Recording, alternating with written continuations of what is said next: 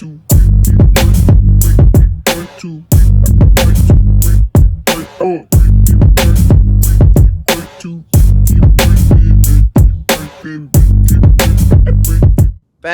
with another episode of the FYM show with Ty and Yo. That's my brother Yeah. Ty. I'm Yo. And this is another episode of, a very ignorant conversation about wellness. We do prioritize wellness on the FYM show. It's also May. Shout out to all my Geminis. Shout out to my Tauruses. But I also want to shout out Mental Health Month. All right. Now, M is for mental health. The M in May is for mental health. Mental health is incredibly important in your day-to-day life. It's important in your businesses and your relationships and your just personal well-being. You need to be on top of your mental health. And Ty had a very special subject he wanted to touch on today because today's May 20th, but May 19th was Malcolm X's birthday. So we want to wish a happy belated birthday to the Malcolm X and his family and, everything he's done for us. Legacy. Black folks and all folks, you know what I'm saying? I commend that man for what he did with his time on this earth. I feel like it is incredibly important and has continued to be influential on our lives. But today, Ty has a very interesting subject inspired by the birth of Malcolm X. Ty, can you please tell the people what is on your mind? So I was thinking about, what should we talk about today? But I'm like, it's Mental Health Month. And I'm like, when it comes to mental health, are you more Malcolm X or are you more Martin Luther? Question mark. And question mark. Historically, they spoke about how Martin Luther was more of a politic, like peace, don't fight back, right? But then Malcolm X was kind of like, yeah, we're not playing none of that. Take what you want, fight with your rights, take the fight to them, and I'm paraphrasing a lot of the different things that people have described the verses, even though it was with the same type of movement, but they described the different leadership styles, right? We'll call it leadership styles. Right? There we go. How Malcolm X leadership style differentiated from Martin Luther King's leadership style when it came to fighting for the rights on the behalf of Black people. So when you think about mental health, it is a very, very, very touchy subject because people are traumatized growing up. People are taken advantage of. People are overseen. People are taking, their voices are being taken. Before they was even born, their voice was taken. And so when we start thinking about how important the mental health conversation is today, it's like, are you Malcolm X or are you Martin Luther? Now, Ty, but when it comes to mental health, are you saying you got to think about your qualities in the way you just think about, I guess, what you're going after, right? Because Malcolm X's approach was a little bit more aggressive in terms of how he stylistically wanted us to get to our liberation. I'm not saying Martin was not aggressive, but I think the way he spoke about peace and the way he spoke about, all people and coming together and really fighting to bring us together as not just as Black people, but all people together. To your point about comparison, it came off a little bit more passive. It was not as aggressive.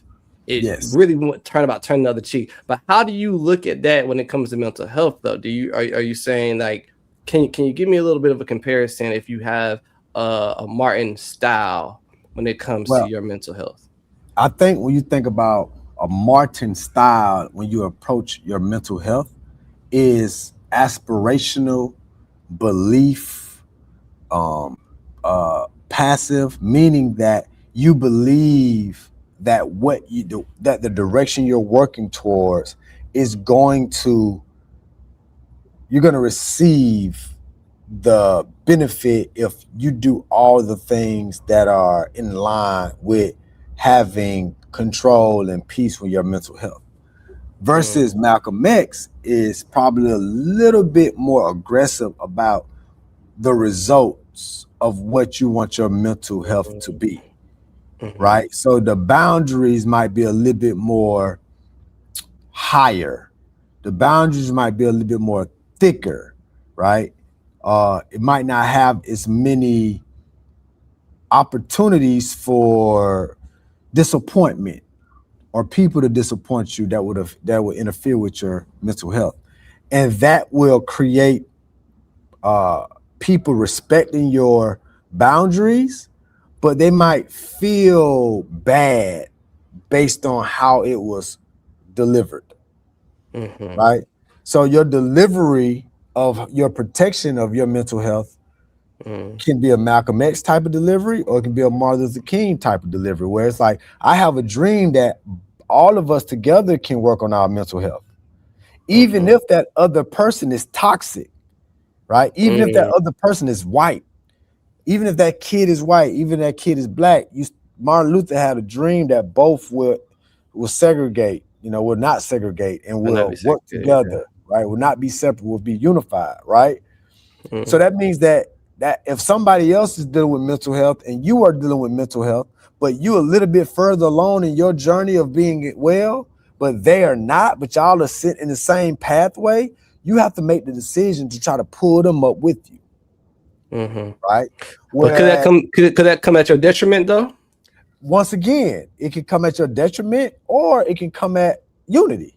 And it can both of y'all can be healthier, right? Whereas your Malcolm X is almost like, hey man, we got our stuff together. You might come over and damage this. I don't want to be segregated. I want to be segregated. I don't want to be that involved with you, and I want to take my peace myself. You know what I'm saying? I want to take my peace, and it's my peace. I'm entitled to this peace. And if anybody challenges it, then it could be a thing that can make a person feel uncomfortable and not want it. As you're talking, I think about Malcolm X's kind of by any means necessary motto, right? Having a by any means necessary attitude about your mental health. Right. I think that's interesting. Because I can think about times where I wasn't as selfish with my mental health as I probably should have been. Right. Because it wasn't quite by any means, right? I had a dream about being all the way there. I did. Right. I definitely had a dream about it being as tight as I wanted it to be. I kind of saw a vision for it, but it was not by any means necessary. Right. Maybe because I thought, dreaming was enough. I thought maybe that if I had a positive enough attitude about everything, that it was eventually going to get me to where I want to go. That ain't how it works, though. Not always. Sometimes that can work. You know what I'm saying? Like sometimes you can have a dream. You can just show up and just like allow the universe to get you there. Yeah. But you might not. Yeah. Yeah, I'm about any means when it comes to mental health. Like, explain to me how you arrived at that place and why it was important for you to have that type of attitude for your mental health. When I realized that most humans really are going to pick themselves consistent enough for you to be worried that they're gonna pick themselves. You know what I'm saying? Like, it's so consistent that people are gonna pick themselves that if somebody don't pick themselves, it don't matter if you experience it multiple times in your life, you're still surprised. You know what I'm saying? Like, that's how consistent historically people have went about picking themselves, that no matter how many times you watch somebody pick themselves specifically when it pertains to you, you're still surprised. So when I realized you feel like my bad. Go ahead. Yeah. So when I realized that, I was like, man, now I got to make sure I protect my mental health, because If my mental health is on the plank, and another person's mental health is on the plank, they're gonna pick theirs to protect Yeah. and save and honor. Majority of the time, not all of the times. We're not talking in Mhm. absolutes. There are people that is going to be like, man, I'm struggling, brother. If you come over and we can struggle together, we can work this out together. There is a demographic of those type of individuals as well. Yeah. Um, but you got to find those ones, and it's a lot of, you got to take a lot of risk. You got to be pretty vulnerable to find those individuals. Yeah. Yeah. Something that I realized though, Todd, to your point, taking a risk with your mental health is very dangerous. It's very risky. That's a Very risky. special kind of risk It's because very risky. Yeah. one, you don't physically see the damage. Mm. Like you don't, it's not physical. Like you don't see the scars of the hurt and the harm you've done to your mental, especially when you've been risky with it in service of others, right? Exactly. Because then it's like getting back to yourself. How can you know what I'm saying? You gotta come back. You might gotta go to the doctor. You might have to get, some bandages. You might have pulled something. You might have broke something. You know what I'm saying? So the healing process could take a little longer. So I see Right. what you're saying, but do you feel like, I mean, I guess, and I'm only using this comparison because growing up, Martin Luther King was way more prominent outside in the world to me. Like when it was Black History Month, you saw a lot of Martin. Right. When it Right. was his Right. birthday, he had a Right. day. Right. It was I didn't know Malcolm X's birthday Right. Right. Right. growing Right. up Right. because he didn't Right. have a day. Do you Well, feel like, but do you feel like if you take it by any means necessary sort of approach with your mental health, that possibly you will not be as revered by others compared to yeah, somebody one that was thousand percent, more 1,000%. I mean, listen. The truth of the matter is, Martin Luther King has a legacy, and Malcolm X has a legacy. yeah. Right? Human nature. People are gonna be more celebratory of people who does not come off as a-holes, Mm, who does not come off as militant, who mm, does not come off as by all means necessary, right? You're gonna find more passion for the individual that had passion and in humans. It's a mirror, almost like it, right? But both of them had mm, impactful lives that impacted the trajectory of Black people and organizations and growth. But one of yeah. them had a pathway that made it so that more people liked them of all colors. Even Mm, though, he was assassinated, it's still he still was revered by all of these different walks of life and people from different walks of life. So the point of the matter is that the people that get more cheers, hooray, we love you, they're usually, easier to digest. mhm. The Yeah. ones that's harder to digest, they can be right. They don't get the same type of love. Yeah. You know what I'm Yeah. saying? Because positive reinforcement and negative reinforcement are not the same, even though they end with reinforcement. You know what I'm saying? That's a good point. Yeah, they're not the But same. It's different but strategies. Ty, don't we all want to be loved? Yeah, absolutely. I mean, listen, when Jesus taught, when they talked about Judas as the Hmm. 12th disciple, who was a thief, and he he was over the disciples' money, and he often stole from them. And Yeah. not only was he stealing from them, he also was like mocking. I think it was Martha when she was using the expensive perfume to put on Jesus' feet after Jesus had brought her brother back to life, which was Lazarus, Yeah. That's it. right? Yeah. And and and Judah's like, man, what you doing, man? That can be a person's whole like yearly pay. And you're wasting it on his feet, right? So it's like, Hater. yeah, so he's hating, but he's a thief. Yeah. But Oh yeah, yeah. Crazy. Jesus still loved him. He was a disciple. Jesus still Yeah. loved him. You know what I'm saying? So it's the like everybody gets love. It's not even about everybody deserves it. Everybody gets love. Mm-hmm. You know, Mm-hmm. how they decide to reciprocate it and accept it is a whole nother different. It's a whole nother different ball game, in my opinion. I don't think you're wrong, but I do think it's interesting, especially like in today's time where social media sort of shows us people's response to you in real time by your Real likes and time. your reposts and things of that nature.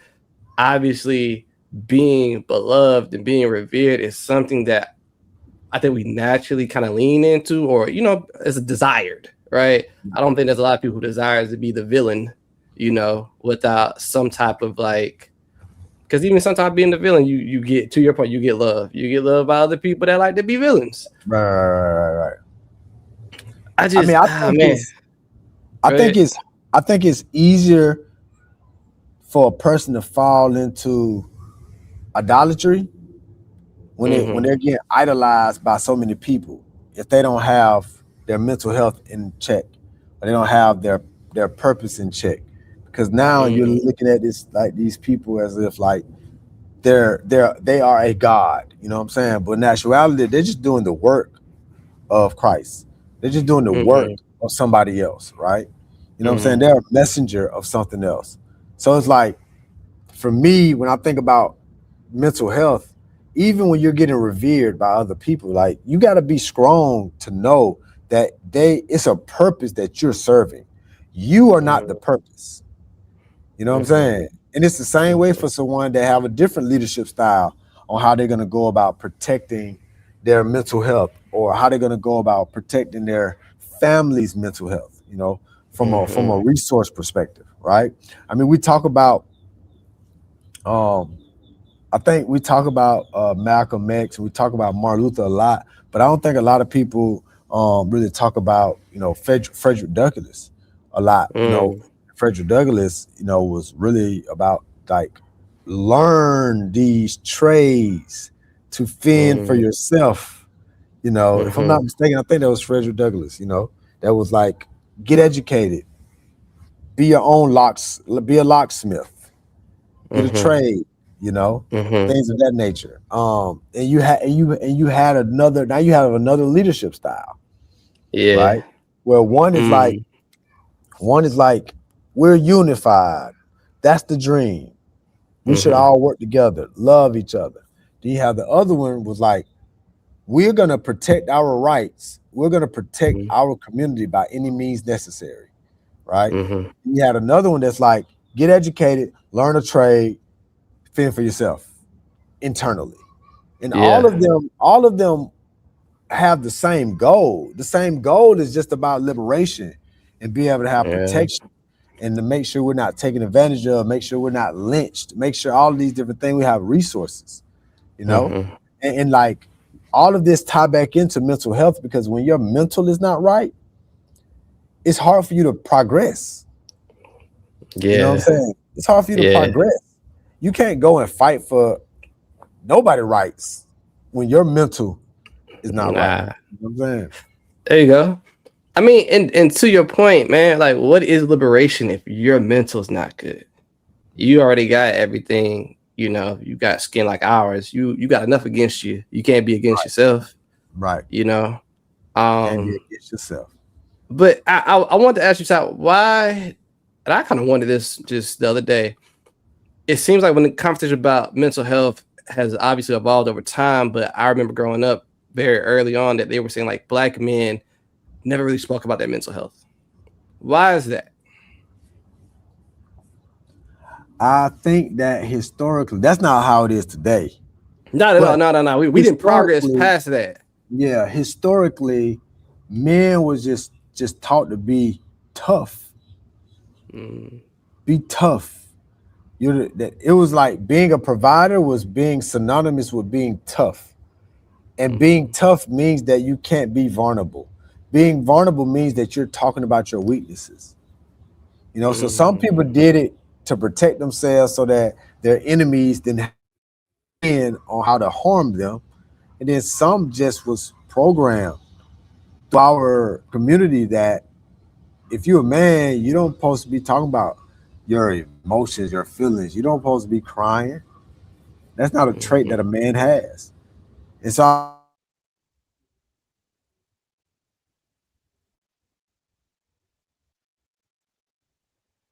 Dang, man, you started talking about being vulnerable and you froze up. oh yeah, It's like your that type of Wi-Fi said, approach. we still don't talk about it. It's like your Wi-Fi was like, we still Yeah, don't talk about being vulnerable. Nah, right. nah, nah. But go ahead.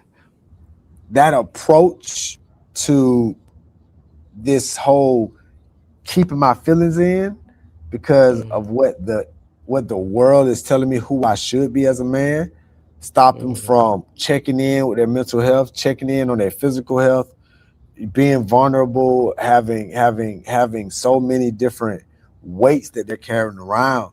But I don't think the men of today have that same weight. And I think that being that men of today don't have that same weight, there's more active fathers in the households. Mm. They may not be super successful, but they're active. They're trying. They're not running away and disappearing. Yeah, yeah, You know what I'm saying? yeah. That's a great point. There has been a lot of progress there. But I Yeah. guess just, just kind of growing up and just always kind of wondering, I never really saw other races get that kind of like stigma. But maybe every man in every household probably had a little something. But I remember very specifically how black men weren't very vulnerable about their mental health at all. Nah. It wasn't vulnerable about nothing that pointed out weakness. You know. Yeah, yeah. It's interesting. I guess we will always compare Martin and Malcolm because of their differences in their leadership approaches. But I do think people who saw strength in Malcolm's approach was really attracted to that at a time where it felt like you had to be very, very strong Right. in that civil rights movement. Like what it required of you was a level of aggression and power and poise. It, that you just didn't see it every day. You didn't see somebody move the way he did. Right. Um, but we gotta respect all forms of leadership because we can learn something from everybody. Very, very true. You can definitely, you said a word then, respect all forms of leadership because you can always learn from someone. I mean, I think that when I think about being healthy, it all Mm, starts mentally, man, because like sometimes I'll be talking to people and, I rarely have dreams. When I do have dreams, they're like very telling. mm. I hear some people dreams feel like they go and fight with Freddy Krueger every night. I'm like, bro, you got nightmares that many times? It's crazy. Like nightmares all the time. Yeah, something All going the on that you time. gotta address. Wow. I mean, yeah, true. True. I mean, I don't dream super often. Sometimes I dream. I was telling you the other day I dreamt about like our weekly meeting. But that's something that's really on my mind. It's gotta be Right. super deep on my mind for it to enter my subconscious like that. But usually I don't really dream like that. But to your point, man, like to be carrying stuff like that around all the time where you can't even find peace and sleep, that's that's heavy. That's You torture. got something on your back. Yeah. Yeah, that's torture. Yeah. Your Dang, sleep man. get disrupted. It's one thing when you can't go to sleep, right? Yeah. It's another thing when you go to sleep and you're tormented by things that could potentially happen, things that can never happen because it's just so outlandish. But that's a telling sign of like being unsettled mentally and Mm, spiritually. mm, mm. I was listening to a sermon the other day that said, I didn't completely agree with this, but he was saying that mental health might be connected to spiritual crisis. That if you're having a hard time with your mental health, that it might be connected to spiritual crisis. I think that, and I've heard this multiple times that therapy can cast out demons. Mm, So so mm, if you're dealing with darkness and you're struggling with mental health, man, you gotta go seek some deep spiritual deliverance, because Mm-hmm. therapy is not gonna get rid of demons. So if you feel like you're having demonic dream, we're not talking about waking up and your teeth falling out. You know what I'm saying? Like you have dream of Yeah. your teeth falling out. You know what I'm saying? Now I'm not saying that that's a spiritual thing. If you wake up and you got your teeth falling out in your dream, but I Mm-hmm. think it's something to be saying if like you're being chased around, by something that just feels demonic in your dreams, or people are shape shifting into things and you're like where it like feels like a scary movie or something. I don't know, Yeah. man. That don't sound like no regular nightmare, man. I think people need to be aware of like what those demonic things can be for them and against them in multiple ways. I feel you though, because I mean that is directly connected to your mental health. Because if you don't got peace in a realm of sleep, it will affect you in your physical when you in your waking hours. So nah, I don't disagree with that at all. I think that's an incredibly great point, and to make it May, especially if you just ain't got no peace in your dreams. Please, it's hard enough awake. It's hard enough. Very hard. Well, Ty, I was intrigued by your point of view today because I've never seen anyone kind of think about uh, two of our most prominent Black leaders and how their leadership skills can be applied to mental health. I think you kind of showed me a new way of looking at things that I never really considered today, and I hope that our viewers also see how interesting this POV is. Yeah, I mean, the truth of the matter is the question is simply how are you approaching the governance and the protection of your mental health? Mm-hmm. Malcolm X had a way that he went about protecting and governing his people. Mm-hmm. And Martin Luther King had a way that he went on about governing and protecting his people, Mm-hmm. right? So technically, your mental health is your people, you know? And Mm-hmm. so, how Yeah. are you going about it day by day protecting your people? Dang, yeah. I guess you are the leader of your mental health. You're definitely the leader of your mental health. You're the politician, you're the president, you're the CEO, the janitor, the masseuse, the cat taxi Uber driver, you're the coach. You know what I'm saying? You play all the roles Mm-hmm. in Mm-hmm. your Mm-hmm. mental health movie. Can you tell me one thing you feel like you've done throughout your May that has been positive for your mental health? I haven't traveled that much. Mm. I haven't traveled that much. Well, what ended up happening is I had to travel 2 days, which was Monday and Tuesday. Mm-hmm. Well, Monday, then I traveled back on Tuesday. I mean Wednesday. But before that, I hadn't traveled for almost a month, and then I'm gonna go Mm-hmm. to Atlanta this weekend. But that's for um, the I have to go. No, I don't have to go to Atlanta this weekend. I have to go to. I'm going to Puerto Rico this weekend for Oh, Memorial Day weekend. So that's not really a work sweet, day trip, right? And then next week I'm going to Philly to play golf for the sweet. for the Roots Picnic Invitation.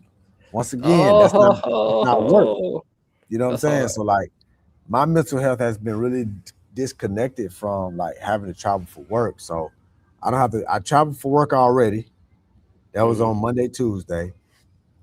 Nothing else on my books have me traveling for work. So I'm either gonna be posted up in Atlanta or posted up in Miami, taking calls from the Zoom. Yeah, yeah. But tell me, why when you don't have to travel for work, when you're able to just kind of be in your own space, what does that really do for your mental health? Why do you find that to be so positive? Because I'm not, I'm less likely to multitask, and I'm Mm-hmm. less, and it creates a calming environment for my nervous system. Mm-hmm. Because when you traveling, you're moving around, you got to pay attention to your phone. Like, do I got my key? Do I got my passport? Do I got my license? What time the Uber driver coming? Dang, what Uber driver? I gotta give him the pin. Oh man, where am I passing? Oh man, the airport kind of crazy. You have to multitask your way through the traveling experience. And so Mm-hmm. when I'm not traveling, my nervous system is a lot more calmer and I have a routine. Like when I finish Mm-hmm. this episode, I'm going to go work out. I work out Yeah. 4 days a week. I do Uh-huh. Monday, gym, Tuesday, Pilates, Wednesday, Mm. Thursday in the gym.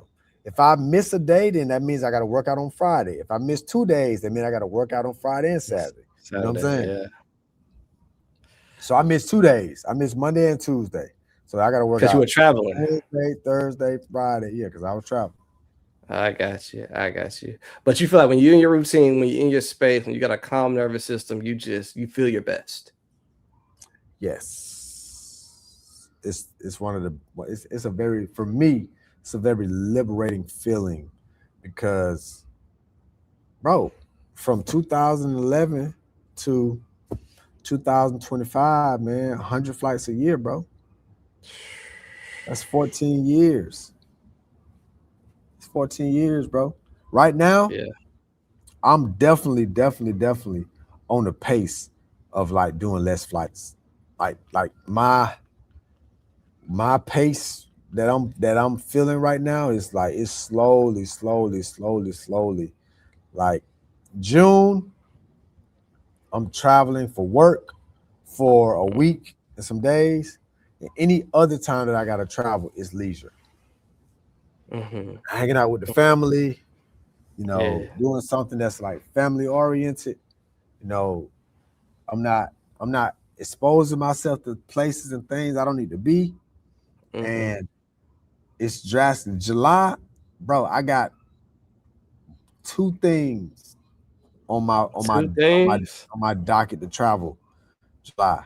Two, and right now neither one of them got nothing to do with work, Man, that's positive.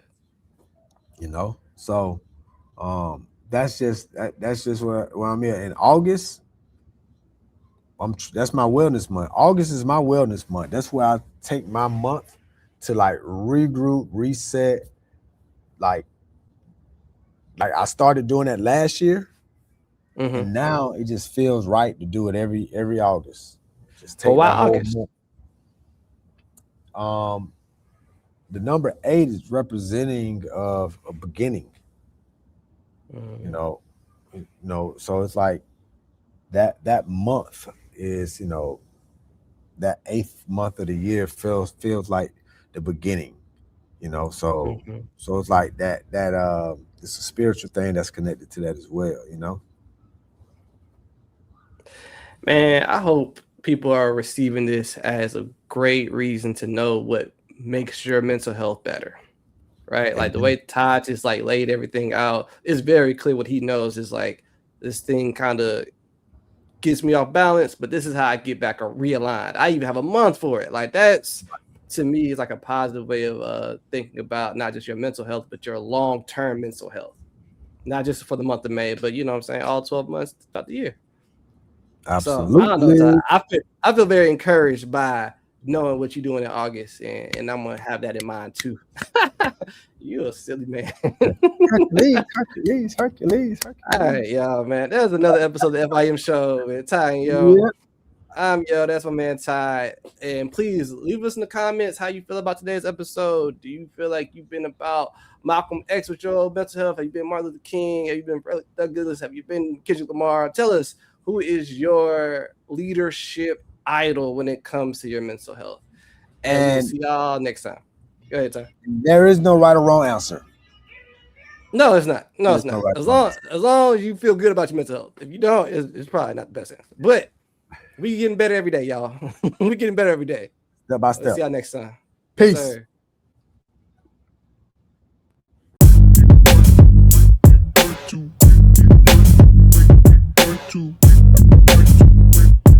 Two.